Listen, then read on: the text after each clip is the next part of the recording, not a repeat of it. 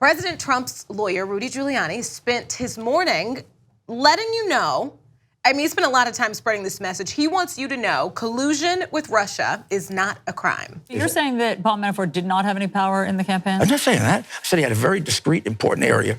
What I'm saying is he was never involved in intimate business relationships with Donald Trump. I mean, that's just 4 months. They're not going to be colluding about Russians, which I'm not even know if that's a crime, colluding about Russians. Okay. I've been sitting here looking in the federal code trying to find collusion as a crime. It's not. Collusion is not a crime. Everything that's been released so far shows the president to be absolutely innocent. He didn't do anything wrong. And obviously everyone jumped all over this, so later on he had to take a little time and try and clear it up. Take a listen. Do you want to first start off with a statement? Because we certainly want to talk about what looked like a shift this morning, so take it away. Yeah, let's begin with that. So when I said today that there was no collusion and therefore, and that collusion also is no crime, I've been saying that from the very beginning, so did John Dowd. It's a very, very familiar lawyer's argument that the alternative, my client didn't do it, and even if he did it, it's not a crime. What you said was you wanted to correct yourself. And what we had you in 2 interviews today saying, what appeared to be a shift was that you said no, collusion would not be a crime. But what you're now correcting for the record, as I understand, Mr. Giuliani, is that you have said all along that there was A, no collusion, and then B, if there were collusion, it would not be a crime. Is that correct? Am I getting that right? Okay. I feel like she's trying to hold her composure there, and it's a little confusing. Yeah. Even for his allies. Right, and she's actually trying to walk him through it, right? Because Trump has said a million times there was no collusion. Right. Giuliani comes out and all of a sudden goes, collusion's not a crime anyway. People are like, wait, did you guys collude, but you're just now not calling it a crime? So he has to go back on Fox News and have the Fox News anchor hold his hand and be like, okay, now remember, Rudy, what you were supposed to say. I mean, of course we didn't collude, but if we had, it wouldn't be a crime anyway. Now, what she doesn't do, because she's on Fox News, is actually challenge him, which is, what do you mean collusion's not a crime? Of course, collusion is it's like an umbrella term. Yeah, it's a colloquial way of referring to conspiracy or aiding and abetting. So if, for example, if Trump knew the Russians were hacking in, which is a crime, to the DNC emails, and he aided and abetted that, we would colloquially call that collusion, and prosecutors would call that aiding and abetting a crime or conspiracy to commit a crime. And yes, it is definitely illegal. So it's such a stupid strategy to say, well, I mean, technically that word, I mean, you'd have to use different words to describe the crime. Oh, wow, that's your big defense. Right. If he actually said, if he did it, it's not a crime. And my first thought is, did OJ write that? What? It's such a great point. That's exactly right. And so, and the reason they're saying that is obviously because they are beginning to see, the reporters have called them with more evidence that they did in fact collude. So now they're trying to change the story, get ahead of the story. That's part of why it's so confusing, because as you're gonna see in the second half, he continues to say things that nobody's even heard of. Like he's accidentally revealing this information that nobody had heard of, and he's like, well, reporters are calling us. And when a reporter calls and says, we've got this evidence, he then turns to Trump, his client, and he's like, did that happen? Trump's like, well, if it did happen, what would we say? We would say the word collusion is not a crime.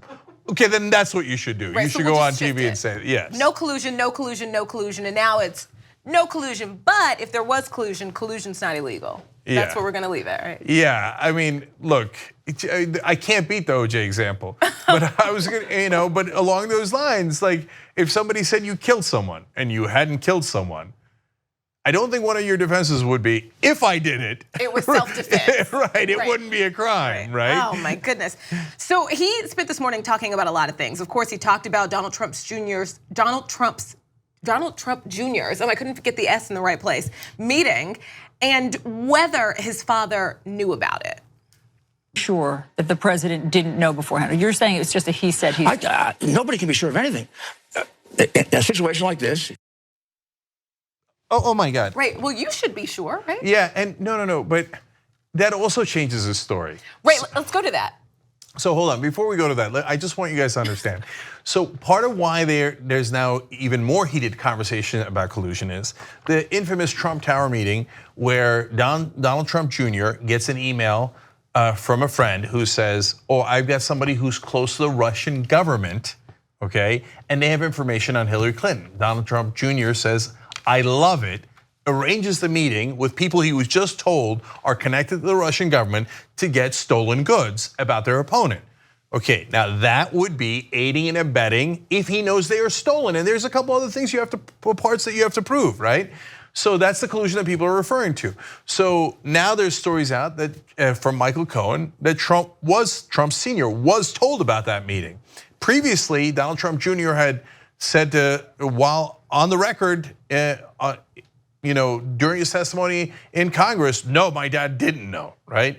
So now they asked Giuliani about it, and in terms of that meeting, and he introduces a new thing about a second meeting, which we'll get to in a second. But there, in that clip that you just saw, he's like, I mean, who could know? Who could know if Trump knew? Right, what? You've been saying you didn't know the whole time. Right. The entire time. Oh, to Trump, he doesn't know anything. He didn't know about that meeting at all. And now Giuliani comes out and goes, I mean, who could know? Well, first of all, Trump could know because he either knew or didn't know about the meeting. Right, and as his lawyer. And you're his lawyer. Right. And you're right, just last week, we don't even have to go back that far, just last week, he had something different to say.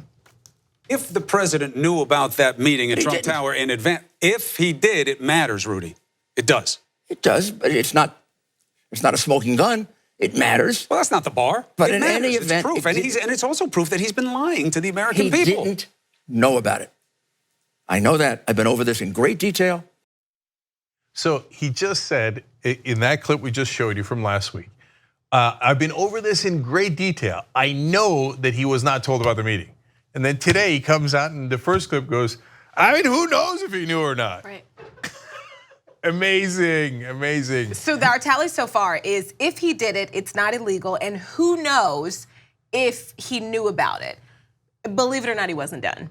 He was not done talking because for some reason, Giuliani decided to tell us about something that he says didn't happen, but that we didn't even know about before he started talking.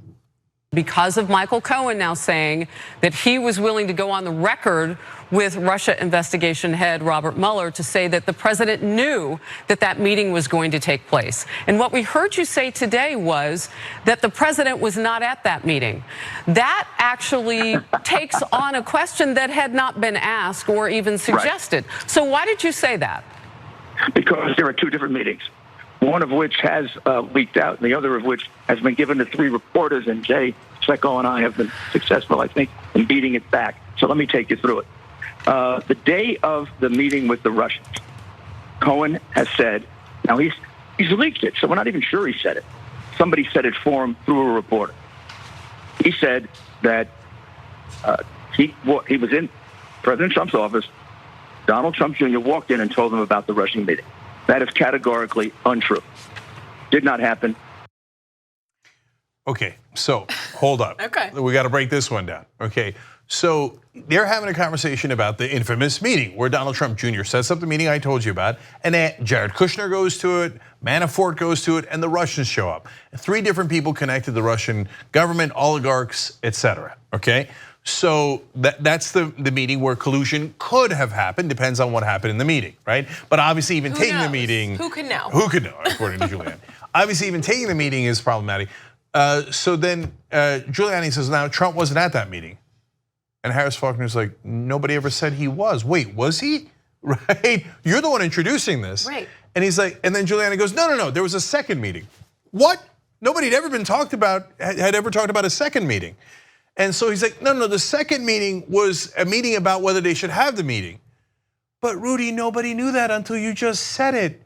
Why did you do that? Because now everybody's gonna ask the question, wait, was Donald Trump at the first meeting when they were talking about the second meeting? Because that would mean that he aided and abetted and knew about it and okayed it. So, and he says, well, because the reporters, they were gonna out it, but that's okay, me and Cenk, we were successful in beating it back. Except you just said it on national television. Even if you were successful in beating back the two earlier stories that were going to appear in print and they haven't yet, you just outed yourself by explaining that there was a second meeting. And you notice the camera was not on Harris Faulkner. There wasn't on the anchor. It was on a graphic in a plasma of Giuliani. And my thought is, I just wanted to see her face. What? Because how would you wait, Yeah. what? You know what I mean? Yeah. Why are you telling us this? I mean, and if you're a Fox News anchor, you got to think two things like, whoa, what did he just say? And how can I cover up for it? Right? How do I walk this one back? Okay. And he didn't make it easy because he had more to say. Second, there wasn't another meeting that has been leaked but hasn't been in public yet. Okay. That was a meeting, an alleged meeting, 3 days before. According to Cohen, or according to the leak, maybe Cohen will withdraw this, I don't know. He says there was a meeting with Donald Jr., with Jared Kushner, with Paul Manafort, with Gates, and possibly two others, in which they, out of the presence of the president, discussed the meeting with the Russians. We checked with their lawyers, the ones we could check with, which were 4 of the 6. That meeting never, ever took place. It didn't happen. It's a figment of his imagination or his lying. So that's, hopefully, sets the record straight.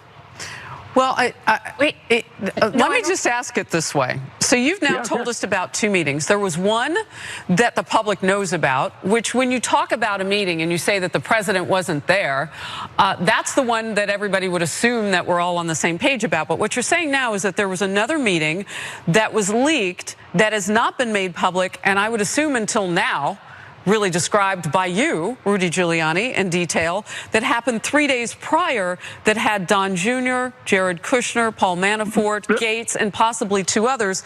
And that's the meeting that Michael Cohen says the president was not, or the president knew about ahead of time, but you say the president was not there. No, Cohen is not alleging. I don't know.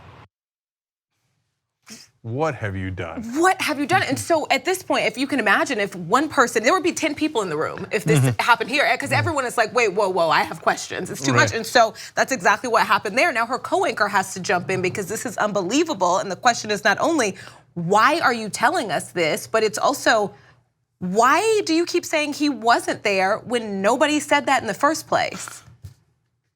Melissa Francis, and I just want to jump in. I don't think any of that really addresses the question of why you would say he wasn't at the meeting. Why did Cohen say? No, why are you saying that the president wasn't at the meeting? I understand those 2 meetings that you just set out there, but that doesn't explain why you're saying he wasn't there. Who asked if he was there? No one asked if he was there. Cohen is alleging that the meeting took place. We are making it clear that the president was not at that meeting. Cohen doesn't even allege that to cut it off. Okay. You're trying not to laugh. It's so bizarre. Now, look. I wasn't gonna laugh. Right. Look, if there was a meeting where crimes were committed, the president was definitely not there. What? But there wasn't a meeting, and I don't know. But there wasn't a meeting, and the president definitely wasn't there. Okay, if you say so. Okay, now look. Look, first of all, let me be fair to the Fox News anchors. They did the best they could. I mean, they were just as dumbfounded as anybody would be, and they were trying to get information about the non-meeting that the president wasn't at. Okay, so they did the best they could in that context. Okay, now be fair to Rudy Giuliani, believe it or not. Everybody's blaming Rudy, but they always blame whichever spokesperson Trump sends out there. It's not them, it's Trump. Trump is telling him. Now, he had 2 very professional lawyers that were working on his case. They left. People like say, well, they don't want to make a big deal out of that. I don't know if they're trying not to be rude. I don't know what they're thinking. No, that's a big deal. The 2 professionals he had have left the building because they're like, this guy, my guess is that they thought this guy is incredibly stupid and incredibly guilty. I'm going to turn down representing the president of the United States, which would obviously make my career because my client is out of control.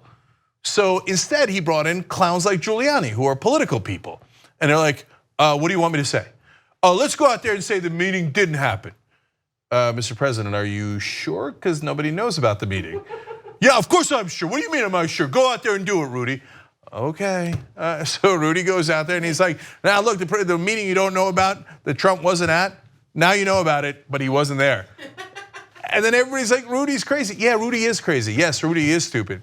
But he's following orders from a guy who's even crazier and dumber than him. My whole thought process through this entire thing was, it's the first time I had ever even asked this, and I thought that was fascinating. But why are you even talking? Why are you agreeing to interviews? I realized, and that's weird that I had never even thought that before, but I realized today that this is not a good idea. No lawyer in their right mind thinks it's a good idea to litigate this in the public, because you might accidentally incriminate your client, even if you're incredibly careful. Right. And Giuliani is not incredibly careful. So why is he doing this? Because there's a guy in the White House who's obsessed with TV and propaganda. So if it doesn't happen on TV, he feels like it didn't happen. He's like, Rudy, get out there. Get out there, tell them my side of the story. Now remember, everybody, that meeting I was at, I wasn't there and there was no meeting. Okay, Rudy, go tell him that. How does this play when they get back together and they're having a conversation? Oh, I know that too. You got it? Yeah. Play it out for me. So, Rudy, you botched it. But Mr. President, I did everything you told me to do. Do it differently next time, and it's your fault. Okay, because he never accepts responsibility. He's fired people over and over for doing exactly what he told them to do. Is this the turning point though that gets Giuliani on his bad side? Because there's weird pieces with. Now, yeah, that's a great question, Brooke, and I don't think not yet whole. Okay, but I did think today, as I was reading this, at some point he's going to throw out Giuliani as well, because that's what he does to everybody. That's what he did to Michael Cohen. That's why Michael Cohen's flipped on him. Right. That's why he's in a world of trouble. That's why Giuliani exists. Yeah, exactly. And if he throws out Giuliani, then that's it. It's over. Okay, he's got no one left. There's no allies left. And if you burn everyone to the ground, including Michael Cohen, who was your lawyer and your fixer, people who don't do illegal stuff don't need fixers. Okay, and here's what you shouldn't do. Burn your fixer, you moron. But what did I tell you guys from day one? The number one thing that people underestimate is how stupid Donald Trump is. That's why he's not gonna serve the 4 years. He's gonna get caught because he's not remotely smart enough to cover it up. 2 easy ways to follow the Young Turks. One is hit the subscribe button down below, then you're a TYT subscriber. And second is ring the bell. And when you do that on YouTube, you're notified of our videos.